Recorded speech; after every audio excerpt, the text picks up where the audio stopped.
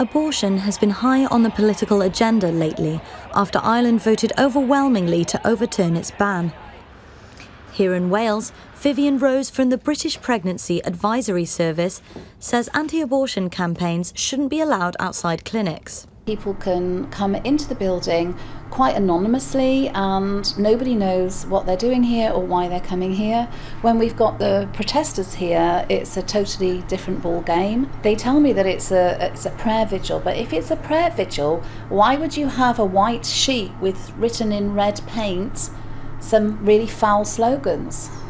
1 in 3 women in the UK will have an abortion in their lifetime, according to NHS figures. Bronwen Davis has been campaigning for women's right to choose for decades. She had an abortion in her 20s, but says there is still a stigma around it. I can still remember walking through town to their offices and feeling that if people knew where I was going and what I had in mind, that everybody would judge me. If there'd been protesters outside the clinic, it's hard to imagine that I could have felt any worse than I did, but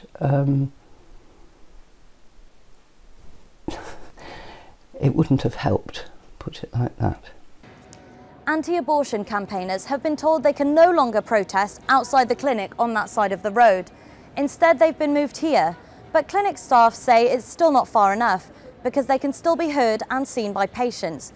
Cardiff City Council says it will consider a range of options. But anti-abortion groups say their presence outside clinics is always peaceful. They say it would be wrong to introduce buffer zones.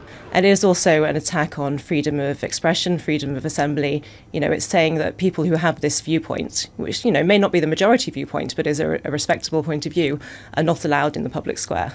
With one London council banning protests outside clinics, pro-choice campaigners hope that others will soon follow suit. Kira Cohen-Ennis, ITV News, Cardiff.